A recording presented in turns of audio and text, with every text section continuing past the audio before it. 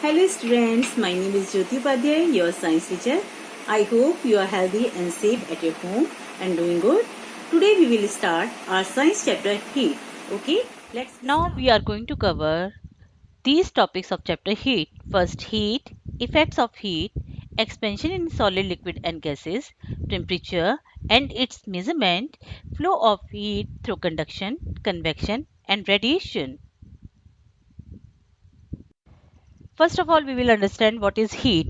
Basically, heat is a form of energy which gives you the sensation of hotness or coolness. It is also called thermal energy.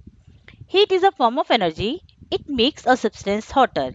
Heat cannot be seen by us like air. You can't see air. Like that, you can't see heat. We can feel the heat by the temperature effect it produces. When heat is given to a substance, its temperature increases and it becomes hotter. For example, when a utensil is kept on a gas burner, it gets heated. Its temperature increases and it becomes hot. On the other hand, when heat is removed from a substance, then its temperature decreases and it becomes cold. For example, when water is kept in a refrigerator, then heat gets removed from the water. Its temperature decreases and it becomes cold. There are lots of effects of heat like change in temperature, change in state, thermal expansion and chemical change. First of all, we will understand how heat causes expansion. When a solid, liquid or gas is heated, its molecules start moving faster. Therefore, volume of the substance increases and causes expansion. Now we will discuss few examples of expansion around us. The metal caps on glass bottle can be loosened by pouring warm water over it. Next, when very hot liquid is poured in a glass tumbler, the tumbler cracks. It is because of uneven heating and expansion of two surfaces of the glass tumbler. Inner wall on heating expand, but outer wall remains unchanged. Next, you can see in summer, electric cables between two poles expand and sag because of high temperature. In winter, these cables contract because of low temperature. Next, to allow expansion of iron in railway tracks, a small space has to left between two sections of rail tracks. If this is not done, expansion of tracks can be cause them to bend and result rail accident. Next, in steel bridge, one end is made to rest on rollers which enough space provide for expansion during summer. Now we will understand what is temperature. You can see if we touch a utensils kept on burning gas stove, it feels to be very hot. We say that the temperature of utensils is very high. On the other hand, if we touch a utensils placed in a refrigerator, it feels to be very cold. And we say that temperature of utensil is very low. Thus, a hot object has a high temperature, whereas a cold object has a low temperature. This gives us following definition of temperature. The temperature of an object is the degree of hotness or coldness of the object. The temperature of an object tells us how hot or cold the object is. If a high temperature of an object tells us that it is very hot, whereas low temperature of the object tells us that it is quite cold. For example, the temperature of boiling water is 100 degrees Celsius, which is quite high. So boiling water feels to be very hot. On the other hand, the temperature of melting ice is 0 degrees Celsius, which is quite low. So ice feels to be very cold to touch. Temperature is measured by using a device which is called thermometer. A thermometer has a scale marked on it which is used to read temperature. The most common temperature scale marked on the thermometer for measuring temperature is Celsius scale. So the temperature is expressed in the unit of degree Celsius, which is written in a short form degree Celsius. In the unit degree Celsius, the small circle at the top denote the term degree and the letter C denotes Celsius. So the unit degree Celsius is read as degree Celsius or just degree Celsius. In the Celsius scale temperature, The temperature of melting ice is given a value of 0 degrees Celsius and the temperature of boiling water is given a value of 100 degrees Celsius. The length of a laboratory thermometer tube between 0 degree mark and 100 degree mark is divided into 100 equal division. Each such division is called degree. Please note that the temperature of an object should always be stated with unit degree Celsius. There are another three scales of measurement of temperature. Kelvin scale, the SI unit of temperature is Kelvin. The Celsius scale, on the Celsius scale, the freezing point of water is 0 degrees Celsius, whereas its boiling point is 100 degrees Celsius. Therefore, the lower and upper fixed points in the Celsius scales are 0 degrees Celsius and 100 degrees Celsius. The Fahrenheit scale, its lower fixed point is 32 degree Fahrenheit and the upper fixed point is 212 degree Fahrenheit. Now we will understand what is thermometer. Basically, a thermometer is a device for measuring the temperature of an object. There are two common types of thermometer, laboratory thermometer and clinical thermometer. Both these thermometers are based on the Celsius scale temperature. The laboratory thermometer as well as clinical thermometer are mercury thermometer. When heat is supplied to the thermometer bulb containing mercury, the mercury expands and rises in the glass tube of thermometer. This fact is used in measuring the temperature of the hot body. We will now describe the construction and working of laboratory thermometer and clinical thermometer in detail one by one.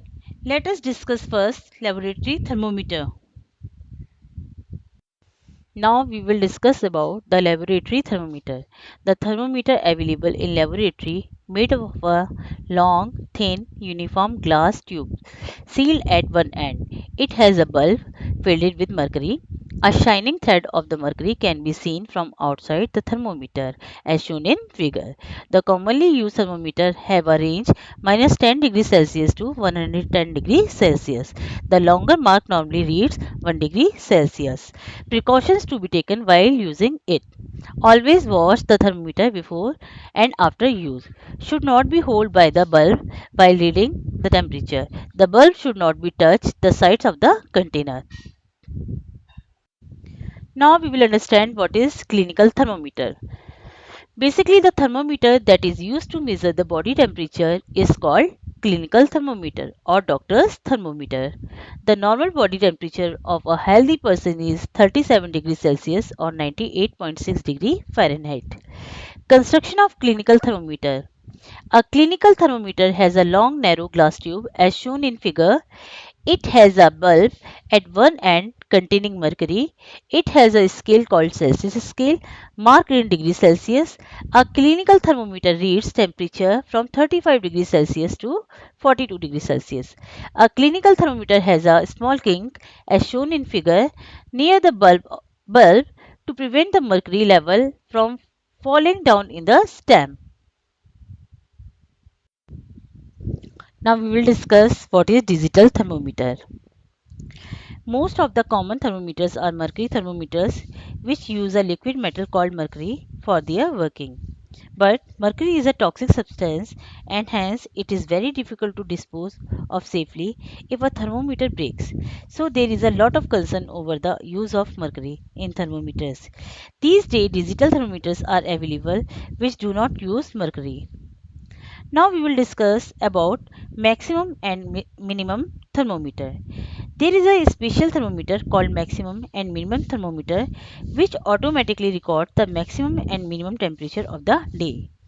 The maximum and minimum temperature of the previous day reported in weather reports in TV and newspaper are measured by maximum and minimum temperature in thermometers. Now we will discuss flow of heat or transfer of heat. To carry heat from one part of an object to its other part or from one object to another object is called transfer of heat. Heat flows from a hot object to a cold object. In other words, we can say heat flows from an object at higher temperature to another object at lower temperature. Heat can be transferred from a hot object to a cold object in three different ways: by conduction, by convection, and by radiation. Now we will understand what is conduction. Conduction is the transfer of heat from the hotter part of a material to its cold part, or from a hot material to a cold material in contact with it, without the movement of material as whole. In all the solids, heat is transferred by the process of conduction. Here are some examples of transfer of heat by conduction from our daily life. A cold metal spoon dipped in a hot cup of tea gets heated by conduction. In this case, hot tea acts only as a source of heat. A frying pan kept on a gas stove transfers the heat of a gas burner through its metal bottom by the process of conduction.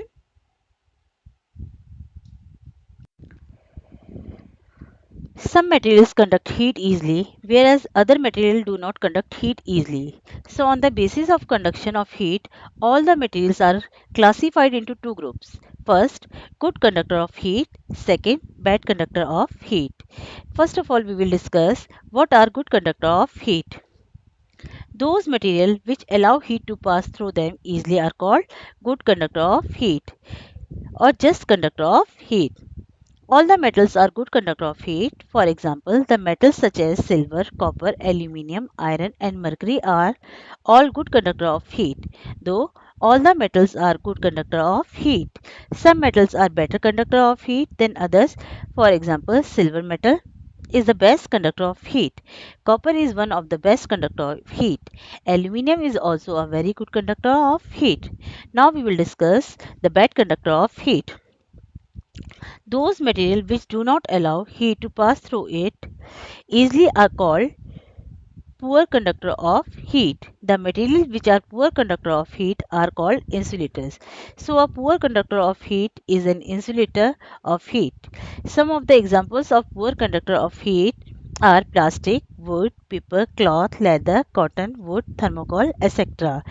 In general, liquids are poor conductor of heat and gases are very poor conductor of heat. Now we will understand uses of good conductor of heat and bad conductors of heat. Let's discuss uses of good conductors of heat. Cooking vessels are made up of metal so that heat can easily get transferred to food. Since copper is the next to silver, the best conductor of heat. These days, cooking vessels with copper bases are available. Next, coils of refrigerator and air conditioner are made up of copper to conduct heat away. Next, mercury, a liquid metal, is used in thermometer. Now we will discuss the uses of bad conductors of heat. As we can see, handles of cooking vessels are made up of bakelite, wood, etc. Because these are the bad conductor of heat. They do not get hot and allow easy handling of hot utensils. Jute and sawdust are bad conductor of heat. We cover ice with jute cloth or sawdust to prevent its melting. As you can see, in winter, we wear woolen clothes. If you compare it with cotton, you will find that woolen fibers have much space between them. They get filled with air, which is bad conductor of heat. Thus, wool and air trapped in it and keep us warm. Now we will understand the process of convection. The transfer of heat in liquids and gases, however, takes place by the process of convection. Convection is the transfer of heat from the hotter part of a liquid to its colder part by the movement of liquid.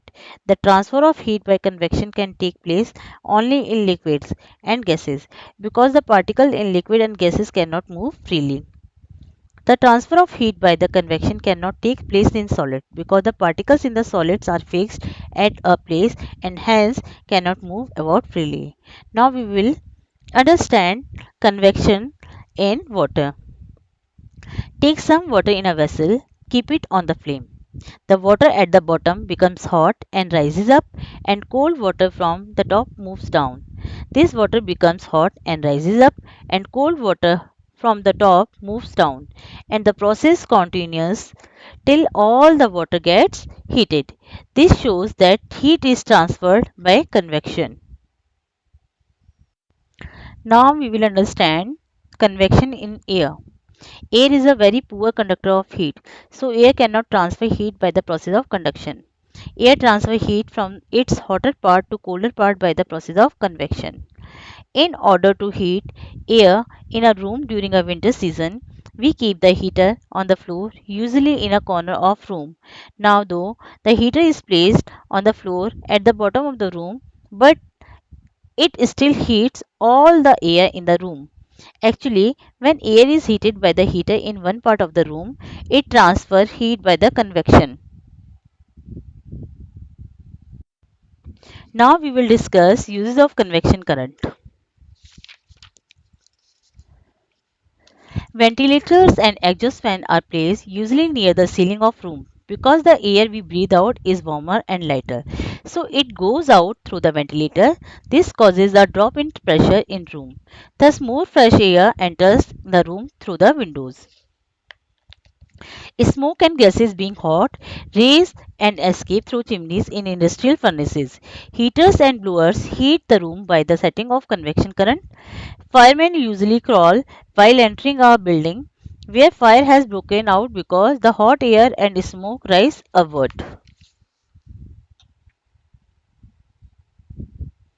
Now we will understand what is sea breeze and what is land breeze. First of all, we will understand what is breeze. Gentle wind is called breeze.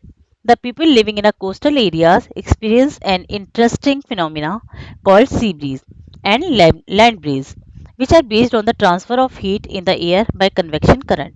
This happens as follows. During daytime, when the sun shines, the solid land gets heated to a higher temperature much more quickly than liquid seawater.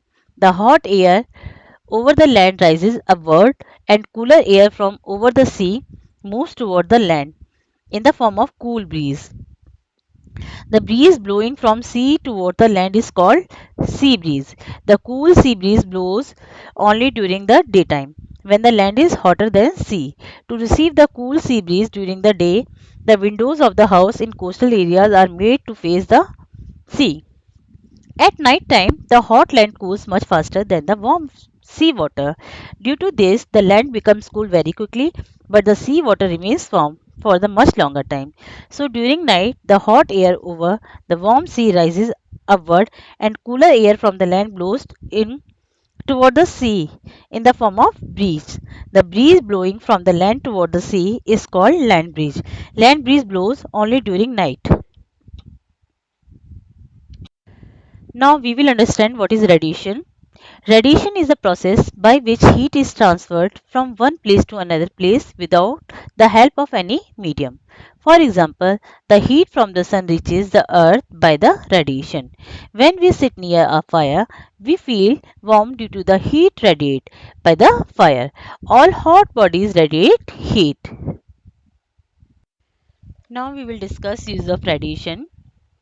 As we know, white and light color clothes are most comfortable in summer because they reflect most of the sun's heat that falls on them and we feel comfortable. Black and dark colored clothes are more suitable in winter because they absorb most of the sun's radiant heat. The base of the cooking vessels is painted black so as to absorb most of the heat energy provided and cook the food in less time. Electric room heaters have a polished metallic surface behind the heating coil.